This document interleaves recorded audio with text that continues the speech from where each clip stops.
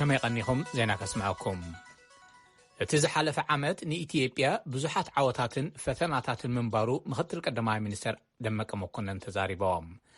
ኣብቲ ኣብ ኒውዮርክ ዝካየድ ዘሎ መበል 76 ዓመታዊ ኣኼባ ውድብ ሕቡራት ሃገራት ዝተረኸቡ ምክትል ቀዳማይ ሚኒስተርን ሚኒስተር ጉዳያት ወፃኢ ኢትዮጵያ ደመቀ መኮነን ትማሊ ኣብ ዘስምዕዎ መደረ ኣብ ጉዳይ ሃገሮም ጣልቃ ይኣትውን ዘለው ማሕበረሰብ ዓለም ብምኽሳስ ካብ ተግባራቶም ክቁጠቡ ኣተሓሳሲቦም። መሳርሕትና ሰሎሞን ኣባተ ካብ ኒውዮርክ ንዝለኣኾ ጸብጻብ ሳራ ፍስሓዬ ከም ዝስዕብ ክተቕርቦ እያ። ምክትል ቀዳማይ ሚኒስትርን ሚኒስትር ጉዳያት ወፃኢን ደመቀ መኮነን ማመደርኦም ሃገሮም ግዳይ ዘርኣውነት ክታበት ብምዃና ናይ ዝተረፎም ተጸባይት ኮይና ዝረብሕ ቁጽሪ ክታበት ከም ዘይረኸበት ተዛሪቦም። ብምኽንያት ኮቪድ ዝተሃሰየ ቁጠባ ኣብ ምዕባይ ዝርከባ ሃገራት ርኡይ ለውጢ ብዘምጽእ ትልምታትን ገንዘባዊ ሓገዛትን ፍትሕ ክናደየሉ ይግባእ ኢሎም። አቶ ደመቀ ኩነታት ለውጥ ከባቢያዊ ኣየር እውን ኣብ ሕርሻን ምርባሕ እንስሳን ዝተመርኮዘ ቁጠባ ማሕበረሰብን ሃገራትን ግሉጽ ጸገም የውርድ ምህላው ኣብቲ እዋን ካብ ዝጠቐስዎም እዮም። እቶም ምክትል ቀዳማይ ሚኒስትር ሃገሮም ቅድመ 3 ዓመት ዴሞክራሲ ሓለዋ ሰብኣዊ መሰላት ሰብኣውን ከባቢያውን ምርግጋኣትን ዝዓለመ ልምዓት ምትእትታዋ ከምኡውን ዝተፈላለዩ ፖለቲካዊ ኣረኣያታት ዘለዎም ጉጅለታት ዝዘራረብሉ ባይታ ምትዕርራያ ገሊጾም ሃዋኽቲ ክብሉ ዝገለጽዎም ነቲ ለውጢ ንምትዕንቓፍ ኣብ ልዕሊ ዜጋታት ምግማቱ ዘጸግም በደል ምስዓቦምን ዝተፈላለዩ ቅልውላዋትን ኣብ ንብረት ድማ ዕንወት ከም ዘውረዱን ኣብ መወዳእታ ድማ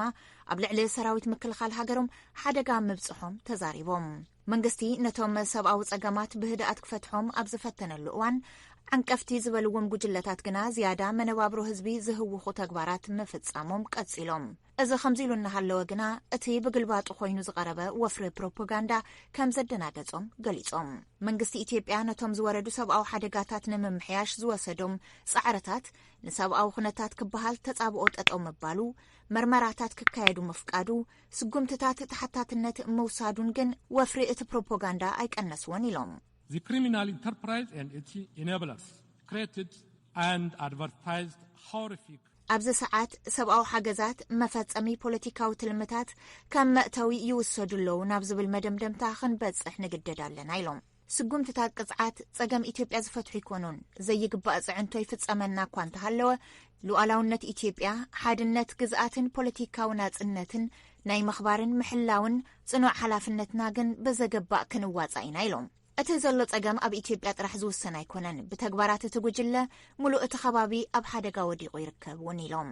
ምዝታይ ኢትዮጵያ ኩሉ ግዜ እተሰጉሞ ቀዳማይ ምርጫ ኣብ ምዃኑ ዝገለጹ አቶ ደመቀ መኮነን ምስ ሕብረት ኣፍሪቃን ላዕለዋይ ተጸዋዒ ንቐርኒ ኣፍሪቃን ብምዃን ኢትዮጵያ ትመርሖ ሃገራዊ ዘተን ንምእታው መንግስቶም ድልዎ ምዃኑ ገሊጾም። ካብ ዝኾነ ይኹን ወገናውነት ነጻ ኮይኖም ኣብ ሰብኣዊ ሓገዛት መሰረት ገይሮም ንሕጊ ሃገር ኣኽቢሮም ንዝሰርሑ ትካላት ሰብኣዊ ሓገዛት መንግስቶም ልዑል ደገፍ ከም ዝገብር እውን ኣፍሊጦም። ብኻልእ ወገን ምስ ሱዳን ንዝተፈጥረ መሰሓባት ደቡውን ኢትዮጵያ ዲፕሎማስያውን ክልተኣዊ ፍታሕ ዘናዲ ሓሳብ ከተቕርብ ድልውቲ ምዃና ተዛሪቦም። እቲ ዝሓለፈ ዓመት ንኢትዮጵያ ፈታናይ ጥራሕ ዘይኮነስ ዓመት ዓወታት ከም ዝነበረ እውን ዝገለጹ እቶም ምክትል ቀዳማይ ሚኒስትር ኢትዮጵያ ዕውት መረፃ ምክያዳን ዳግመ ምምላእ ማይ ግድብ ህዳሰን ካብቶም ዕውታት ተግባራት ክብሉ ዝገለጽዎም እዮም። እዚ ከምዚ ኢሉ እናሃለወ ቅድም ኢሉ ብዝተቐርጸ ቪድዮ መልእኽቶም ናብቲ ጉባኤ ዝሰደዱ ቀዳማይ ሚኒስትር ሱዳንን ዓብደላ ሓምዶክ ግድብ ህዳሰ ሓደጋ ከየውርደልና ስግኣት ኣለና ዝበሉ ኮይኖም ሓደ ወገን ጥራይ ዝተኻየደ ምምላእ ማይ እቲ ግድብ ነቒፎም።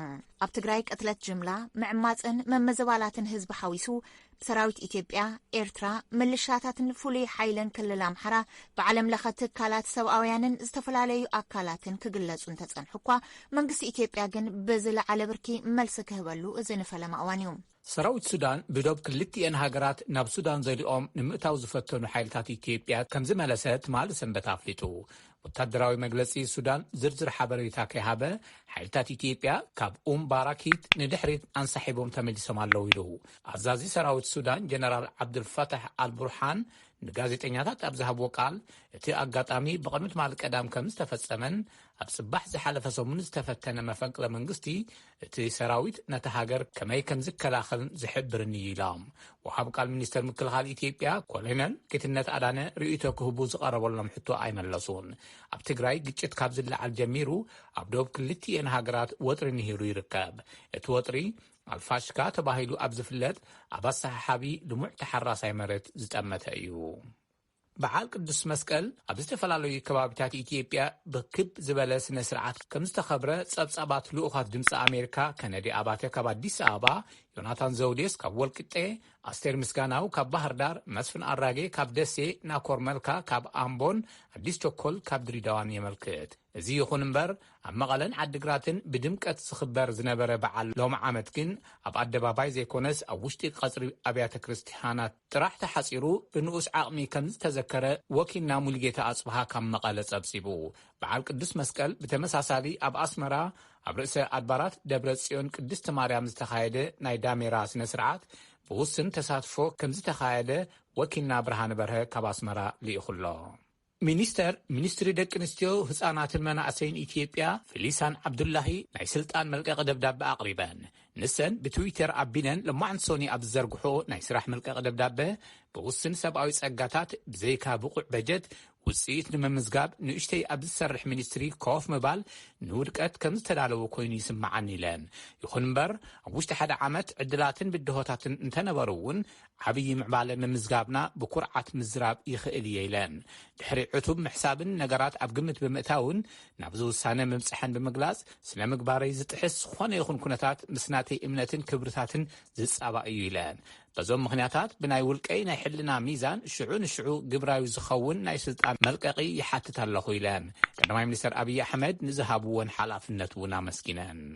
ናይ ፕሬዚዳንት ባይደን ኣማኻሪ ሃገራዊ ጸጥታ ጄክ ሱሊቫን ናብ ስዑዲ ዓረብ ይገሽ ኣለዉ። ኣሜሪካ ኣብ መንጎ ስዑድን ዓመፂ ሑቲን ኣብ የመን ይካየድ ዘሎ ንዓመታት ዘለቐ ኩናት ጠጠው ክብል ድፊኢት ኣብ እትገብረሉ ዘላ ሱሊቫን ምስ ልኡል ወራሲ መሓመድ ቢን ሳልማን ክራኸቡ እዮም ብመሰረት ሽሞም ክግለጸሎም ዘይደለዩ ክልተ ላዕለዎት ሰበስልጣን መምሕዳር ባይደን። ናይ ሱሊቫን ናይ ልማዓንቲ ሶኒ ጉዕዞ ብናይ ባይደን መምሕዳር ላዕለዋይ በዓል ስልጣን ናብ ስዑዲ ዓረብ ዝካየድ ዘሎ መገሻ እዩ። ናይ ቱኒዝያ ፕሬዚዳንት ከይስ ሰይድ ስልጣን ዳርጋ መሊኦም ንምብሓት ቅድሚ 2 ኣዋርሕ ዝኣወጅዎ ብምቅዋም ኣማእቲ ሰባት ትማል ሰንበት ናብ ጎደናታት ዋና ከተማ ቱኒዝያ ቱኒስ ወፂኦም። ሰልፈኛታት ናይቲ ሃገር ሕገ መንግስቲ ክኽበርን ፓርላማ ናብ ስርሑ ክምለስን ሓቲቶም ኣለዉ።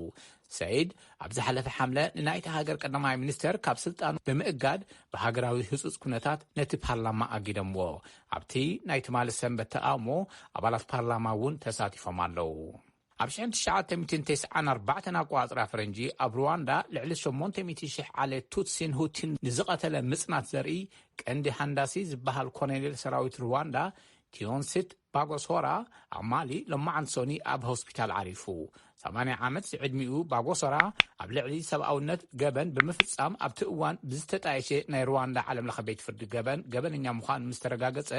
35 ዓመት ተፈሪድዎ ኣብ ቤት ማእሰርቲ እዩ ነይሩ። ኣብ መወዳእታ ሎማዓንሶኒ ዕላዊ ዝኾነ መባእታዊ ውፅኢት መረፃ ጀርመን ናብ ጸጋማይ ማእኸል ዘዘንበለ ሶሻል ዴሞክራትስ ዝዓበየ ድምፂ ሃገራዊ ፓርላማ ረኺቡ። ፓርቲታት ንቻንስለር አንጌላ መርከል መንተክአ ይቃለሱ እዮም ዘለዉ። ትማል ሰንበት ኣብ ዝተኻየደ ምርጫ ሶሻል ዴሞክራትስ 25.7% ብምርካብ ክመርሕ ከሎ ናይ ሜርከል ክርስቲያን ዴሞክራቲክ ሕብረት 26.1% ብምርካብ ይስዕብ እዩ ዘሎ። ኣብ 2017 ኣቆፃፅራ ፈረንጂ ኣብ ዝተኻየደ ምርጫ 20.5% ድምፂ ረኺቡ ንድሕሪ ሸተት ኢሉ ዝነበረ ሶሻል ዴሞክራትስ ሕዚ ብመሪሕነት ወፂኡ ኣሎ። ዜና ኣብዚ ይፍጸም።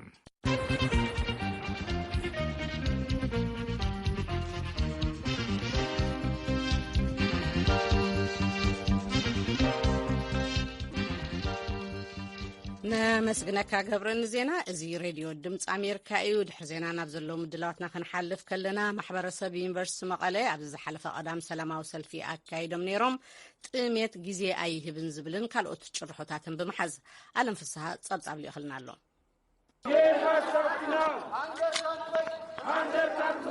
ማሕበረሰብ ዩኒቨርሲቲ መቐለ ብንግሁ ካብ ዓዲ ሓቂ ግቢ ጀሚሮም ዝተፈላለዩ ጭርሖታት እናስምዑ ናብ ቤት ጽሕፈት ትካል ዓለም ለኸ ስደተኛታትን ፕሮግራም ምግቢ ዓለምን ብምኻድ ድምፆም ኣስሚዖም። ሙዑዝ ሓዲሽ ይበሃል። ሙዑዝ ኣብ ዩኒቨርሲቲ መቐለ መተሓበር ድሕረ ምረቓ ተምሃሮ ኢኮኖሚክስ እዩ። ሙዑዝ ዕላማት ሰልፊ ምልክቱ ከምዚ ይብል። ናይዚ ሰልፊ እዚ ዋና ዓላምኡ እንታይ ነይሩ? ን10 ወርሒ ፀንሐ ኩናት ኣብ ትግራይ ዝተኻየደ ኩናት ከም ትፈልጦ ኮይኑ ኣብቲ ውሽጢ 10 ወርሒ ዝነበረ ዕንወት ንፈልጦ ኢና። ኣብ ንጹሃን ሰባት ዝበፅሐ እና ኣብቲ ዝሓለፈ ናይ 10 ወርሒ ኩናት ኣብ ትግራይ ዝበፅሐ ሞራላውን ቁሳውን ዕንወት ኣሎ።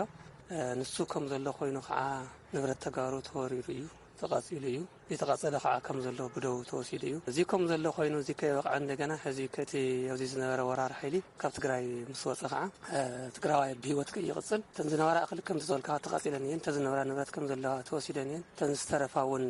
ከይጥቀመለን ምስ ሓመድን ማይን ሓዊሶም እዮም አባላሽዮሞ ጋው ተሰራሕተኛ ዝነበረ ብዝነበሮም ሃያ ከይነብር ተም ሃያ ተዓጽያ ከም ትፈልጣ ኣብ ትግራይ ዘሎ ናይ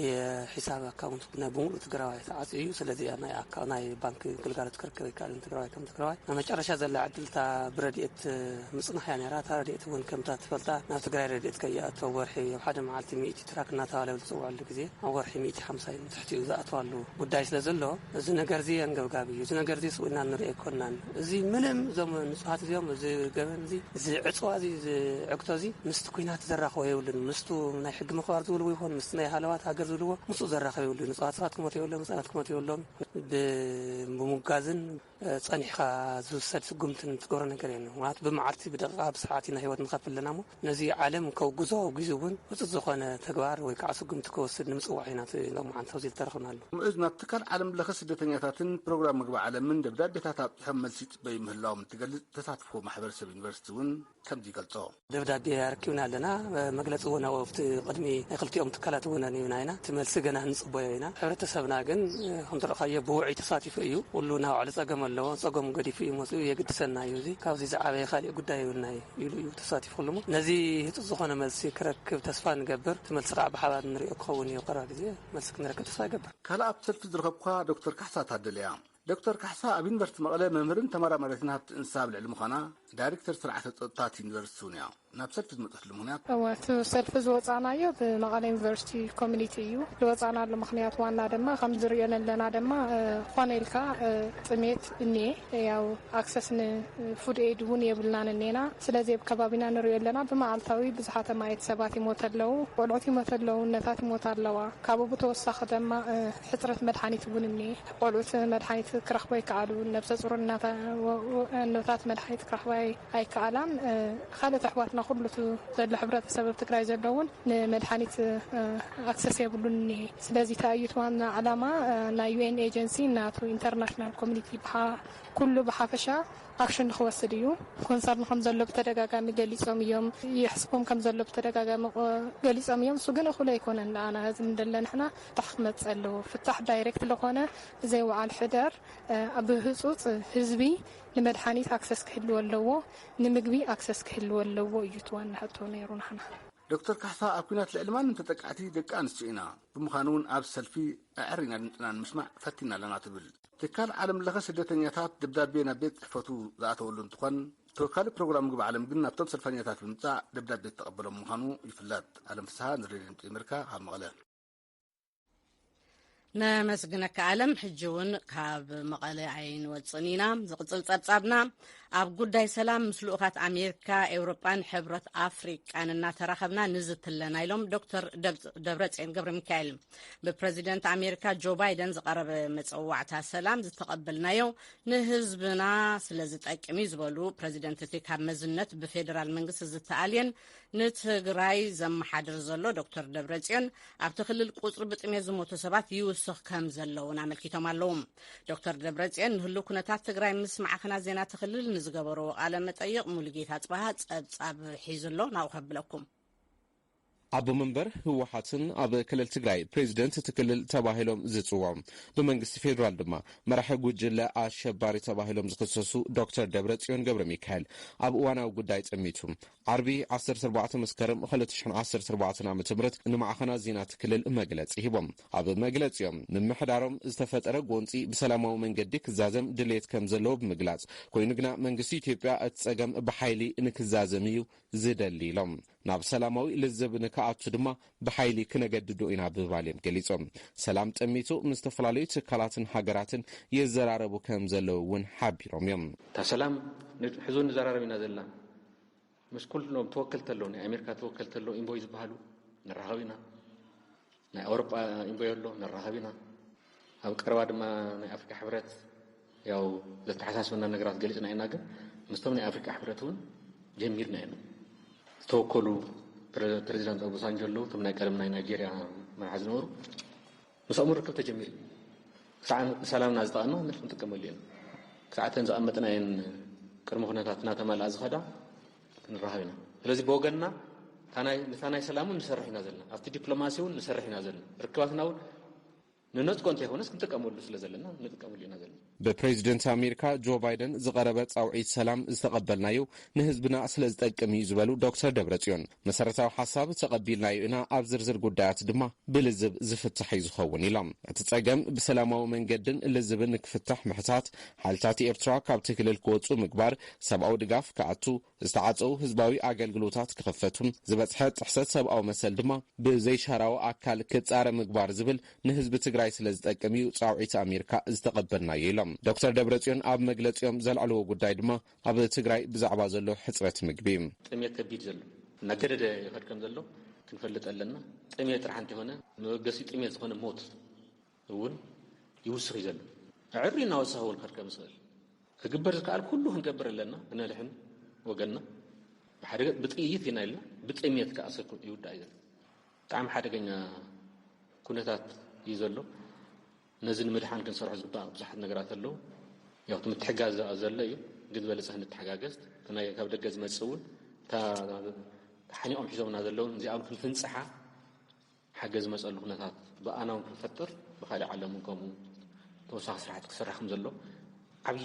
ርብርብ ከም ዘድልዮ የርእየና ብቐጻሊ ዝተቋረፁ ህዝባዊ ኣገልግሎታትን ሰብኣዊ ሓገዝ ድማ ብዘይገደብ ናብቲ ክልል ንክኣቱ ዘኽእሉ ውግኣት ክነካይድ ኢና ብምባል እውን ተዛሪቦም እዮም ኣብ ቀረባ እዋን ኣብቲ ክልል ትምህርቲ ክሳብ 6ይ ክፍሊ ንምጅማር ተተሊሙ ከም ዘሎ ዝገለጹ ዶክተር ደብረጽዮን ብምኽንያት ኮሮናን ኩናትን ከይተምሃርዎም ዝሓለፉ ዓመታት ንምክሓስ ድማ ክስራሕ እዩ ብምባል ገሊጾም እዮም ግልጋሎት መብራህቲ ድማ ብዓቕሚ እቲ ክልል ካብ ግድብ ተከዘ ምጥቃም ተጀሚሩ ኢሎም ኣብቲ ክልል ብምኽንያት ኩናት ዝበፅሐ ጉድኣት መጽናዕቲ ዘካይድ ቤት ጽሕፈት ፕሮጀክት መጽናዕቲ ጉድኣት ኩናት ዝተባሃለ ከም ዝተጣየሸ ድማ ሓቢሮም እዮም ሓይልታት ትግራይ ኣብ ክልላት ዓፋርን ኣምሓራን ኣብ ላዕሊ ሰላማውያን ዜጋታት ጉድኣት የብፅሐለው እዮም ተባሂሉ ዝለዓል ዘሎ ሽም እቲ ሰራዊት ንምጥፋን ባህርን ተግባርን ሰራዊት ድማ ዘይገልጽ ብምባል ተዛሪቦም ዶክተር ደብረጽዮን እቲ ሰራዊት ኣብ ላዕሊ ህዝቢ ዝበፅሐ ግፍዒ ፍትሒ ንክረክብ ዝቃለስ እምበር ኣብ ላዕሊ ህዝቢ በደል ዘይፍጽም ኢሎም መበገሲ እውን ወፃዓይ በደል ግፍዒ ዓመፂ ዝተገርገ ኩሉ ዘይናይ ሰብ ዘለና ኣረመናዊ ተግባራት ነዚ ዝምክት በዓል ዕላማ እዩ በዓል መትከል ኢሉ ወታደር ይኮነ እዙስ ኣብ ካልእ ክፍጽም እዩ ዝበሃል ክሕሰብ ይኽእል በጽሑ ዝተባሃለ ጉድኣት ድማ ብዘይሻራዊ ኣካል ሓዝዎን ክጻረ ድልዋት ኢና ብምባል ዶክተር ደብረጽዮን ገብረ ሚካኤል ተዛሪቦም ንድምፂ ኣሜሪካ ሙልጌታ ጽባሃም መቐለም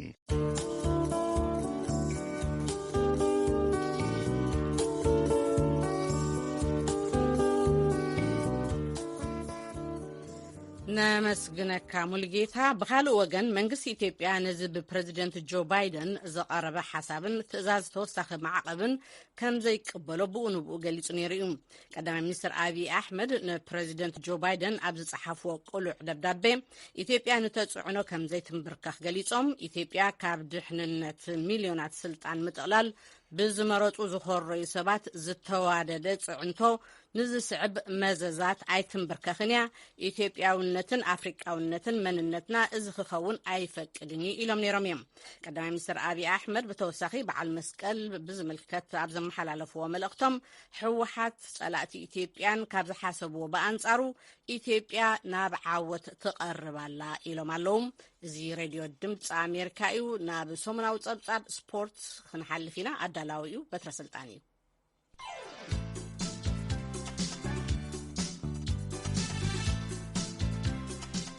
كما كأنكم ما فكرت سبورت نايلومي سبورتاوي زيناتات كنسمعكم كعصو أجري تحت 10 عامات حريتي غانتا دكانستو إرترا أب ميدان كرب دقفتان أب قطمات متصاري كعصو أجري نسو عالم بغانتا تنزانيا تسعيرا زرزرو وكلنا بران برها كأربايو تحت 10 عامات هجراويت غانتا كعصو أجري دكانستو إرترا قدام أسرانهم مشتم مسكرم دهير قطري مسمزنا هجراويت غانتا تنزانيا نمتصاري وانش عالم كوستاريكا خلتشن أسران كرتن أب ستاديوم أسمرا أب زكايدتو ناي قداما أجري صوتا سلسته ببادو تسعيرا هجراويت غانتا دكانستو إرترا ሓደ ብባዶ ተመሪሃ ንዕረፍቲ ድሕሪ ምውፃእ ድሕሪ ዕረፍቲ ብዝተመዝገባ 2 ተወሰኽቲ ሽቶታት እያ ብድምር 3 ብባዶ ተሳዒራ ሃገራዊት ጋንታ ደቂ ኣንስትዮ ኤርትራ ኣብ ማእከል ሜዳ ዝሓሸ ምንቅስቓስን ናይ ኩዕሶ ቁፅፅርን ብምርኣይ 2 ንሸቶ ዝኾና ኩዓሳሱ ረኺባ እኳ እንተነበረት ንሸቶ ክትልውጠን ብዘይምኽኣላ ክትሰዓር ተገዲዳ በአንጻሩ ተጻወቲ ሃገራዊት ጋንታ ደቂ ኣንስትዮ ታንዛንያ ኣዝየን ቆማታትን ድልዱላትን ብምዃንን ንዘለውን ኣካላዊ ብቕዓት ተጠቂመን ነዊሕ ኩዕሶ ብምጽዋት ክዕወታ ክኢለን ክልተን ሃገራውያን ጋንታታት ጥቅምቲ 5 ኣብ ታንዛንያ ከተማ ዳሬ ሰላም ናይ ካልኣይ እግሪ ጸወተአን ከካይዳእን ብርሃነ በርሀ ንድምፂ ኣሜሪካ ካብ ኣስመራ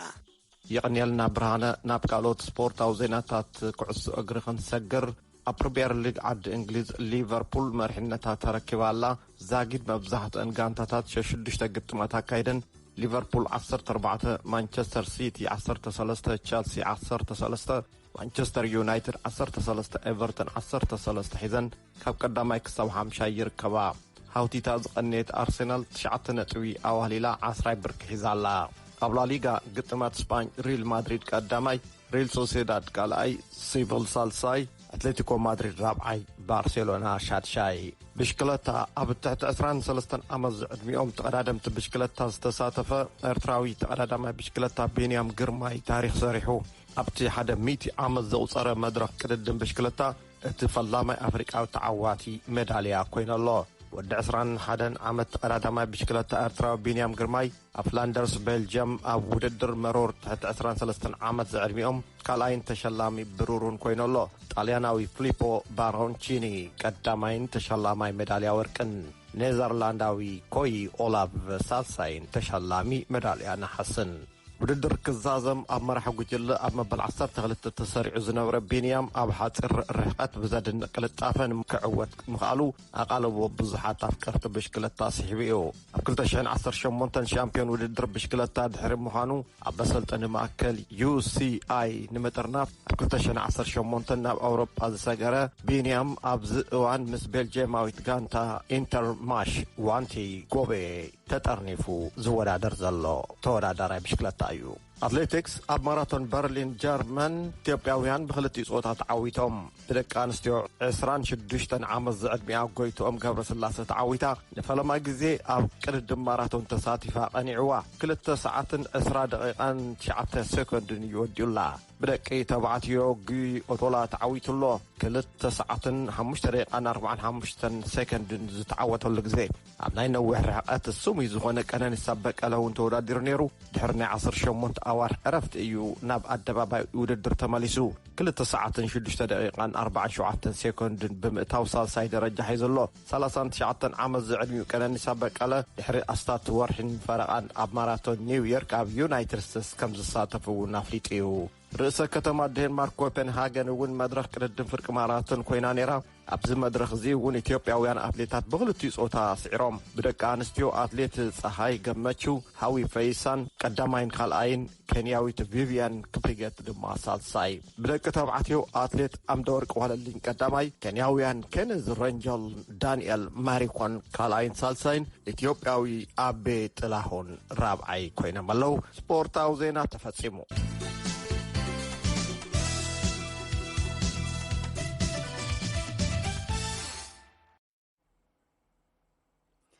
ነመስግነካ በትረ ንሰሙናዊ ስፖርታዊ ጸብጻብ እዚ ተከታተልዎ ዘለኹም ብ22 ብ25 ብ31 ሜትር ባንድ ዝፍነደሎ ሬድዮ ድምፂ ኣሜሪካ ወይ ከዓ ብኢትዮሳት ዝመሓላለፍ ዘሎ ሬድዮ ብቴሌቪዥን እዩ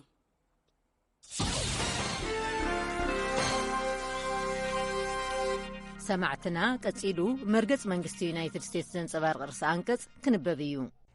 ዳንኤል ኦርቴጋን ሮሳሪዮ ሙሪሎን ዝደለየ ዋጋ ይሕተት ኦርቴጋን መበል 4ይ ግዜ ፕሬዚዳንት ኒካራጓ ኮይኖም ክምረጹ ልዑል ጻዕሪ ይገብሩ ኣለዉ መዚ ተታሒዙ ኣብ ልዕሊ ማሕበረሰብ ጋዜጠኛታት ነቐፍትን ተቃወምቲ ፖለቲካን ሰፊሕ ናይ መፈረራሓትን መንገለታዓትን ወፍሪ ይፍጽሙ ኣለዉ ክብል እዩ እቲ ርእሲ አንቀጽ ሓተትኡ ዝጀመረ ነጻ ፕረስን ኣብ ድሕረ ገጻት ዝግበሩ ነቐፌታታት ንምዕፋን ተሓሲቡ ዝተዳለወ ሕግታት ደንጊጎም ካብ ደገ ሓገዝ ገንዘብ እናተገብረሎም ንዝሰርሑ ትካላትን ኣብያተ ንግድን ከም ናይ ደገ ወኪላት ኮይኖም ክቁጸሩ እዚ ድማ መንግስቲ ፋይናንሳዊ ምንቅስቃሳቶም ንኽቆጻጸሮ ከም ዝሕግዞ ከምኡውን ብግልጽ ዘይተቐመጠ ዝርዝር ገበን ብጥቕልሉ ኣብ ልዕሊ መንግስቲ ብዘለዎ ጽልኢ ተበጊሱ ገበን ንዝፈጸመ መንግስቲ ነቲ ናይ ዕድመ ልክዕ ማእሰርቲ ዝብይን ሕጊ ኒካራጓ ኣመሓይሹ ንኽቕጽል ገይሩ ኦርቴጋን ሙሪሎን ዝቆጻጸርዎ ቤት ምክሪ ቦርድ መረጻ እቲ ሃገር ነቶም ቀንዲ ተቃወምቲ ፓርቲታት ሕጋዊ ፍቓዶም ብምእጋድ ኣብቲ ዝካየድ መረጻ ንኸይሳተፉ ኸልኪሉ ኣባላቶም ተኣሲሮም ተንገላቲዖም ኣብቲ መረጻ ኸይወዳደሩ ኣብ ዘይሕጋዊ ምስጋር ገንዘብ ተዋፊሮም ጥቕምን መሰልን ማሕበረሰብና ክሃስዩ ተረኺቦም ዝብል ምስምሳት ብምፍጣር ክኽሰሱ ወይ እውን ብዘይ ምኽንያት ክእሰሩ ይገብር ኦርቴጋን ሙሪሎን ኣብ ስራሕ ፈጸምቲ መንግስቲ ኣፈጸምቲ ሕጊ ኣብ ፍትሕን ኣፈጸምቲ መረጻን ብምእታው ኣብ ዴሞክራሲ ኒካራጓ ከቢድ ግፍዒ ይፍጽሙለው ነዚ ተግባሮም ሚኒስትር ጉዳያት ወጻኢ ኣሜሪካ ኣብ ልዕሊ 19 ኣፈጸምቲ መረጻን ሰበስልጣናት ፖለቲካ ፓርትን ክልከላ ቪዛ ኣንቢሩ ንዝሓለፉ 3 ኣዋርሕ ፕሬዚዳንት ዳንኤል ኦርቴጋን በዓልቲ ቤቶምን ምክትል ፕሬዚዳንትን ሮዛሪዮ ሙሪሎን እቲ ንነዊሕ እዋን ዝባሓትዎ ስልጣኖም ከቐጽሉ ንዝገብርዎ ምንቅስቓስ ብኣንጻሩን ዝንቀሳቐሱን ንልዕሊ ደርዘን ዝኾኑ ሕጽያት ተነሓናሕቲ ጋዜጠኛታት ተምሃሮን ወነንቲ ኣብያተ ንግድን ካብ ዝገብርዎ ምፍርራሓትን ማእሰርትን ብተወሳኺ ሰራሕተኛታት ዘይመንግስታዊ ትካላት ተጣበቕቲ ሰብኣዊ መሰላትን ተነሓናሕቲ ኣባላት ፖለቲካዊ ፓርቲታትን ኣብቲ ሕዳር 7 ዝካየድ መረጻ ንኸይሳተፉ ምኽልካልን ዝበሉ ተግባራት ክፍጽሙ ጸኒሖም እዮም ኢሎም ወሃቢ ቃል ሚኒስትር ጉዳያት ወጻኢ ኔድ ፕራይስ ብጽሑፍ ኣብ ዝሰደድዎ መግለጺ እዚ ናይ ሎም ክልከላ ነቲ ቅድም ክብል ዳኛታትን ዓቀብቲ ሕግን ከምኡውን ስድሮኦም ሓዊሱ ኣብ ልዕሊ 150 ሰባት ዝወረደ ክልከላ ቪዛ ስዒቡ ዝተዋህበ እዩ እዚ ክልከላ ቪዛ ብዝኾነ መገዲ ዴሞክራሲ ንምድኻም ወይ እውን ኣብ ጥሕተት ሰብኣዊ መሰላት ንዝሳተፉ ንኣብነት ተቃውሞኦም ብሰላማዊ መገዲ ክገልጹ ንዝፍትኑ ሰባት ንምዕፋን ዝፍትኑ ኒካራጋውያንን ስድሮኦምን ዝምልከት እዩ እቶም ወሃቢ ቃል ወሲኾም እዚ ስጉምቲ መንግስቲ ኦርቴጋን ሙሪሎን ኣብ ልዕሊ ዴሞክራሲ ዘውርድዎ ዘለዉ ሓደጋ ተሓታትነቶም ንምርኣይ ዘለና ቅሩብነት ዘርኢ እዩ ኣብ ኣሜሪካ ተቐባልነት የብሎምን ኢሎም ክብል እዩ እቲ ርእሲ ዓንቀጽ ሓተቱ ዘዘመ ዝሰማዕኩምዎ መርገጽ መንግስቲ ዩናይትድ ስቴትስ ዘንጸባርቕ ርእሲ አንቀጽ እዩ እዚ ሬድዮ ድምፂ ኣሜሪካ እዩ ነዚ ፕሮግራም ዝመርሓልና ዘሎ ዝመረጸልና ደርፍላ ናብ ንሓልፍ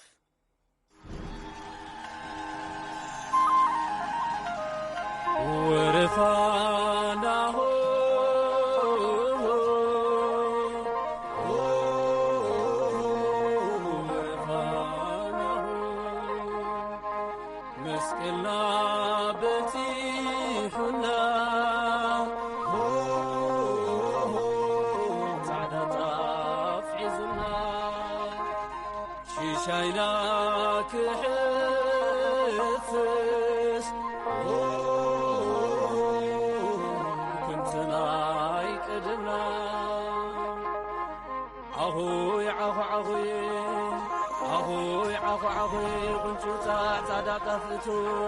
أخوي أخوي سلامتا برهانتو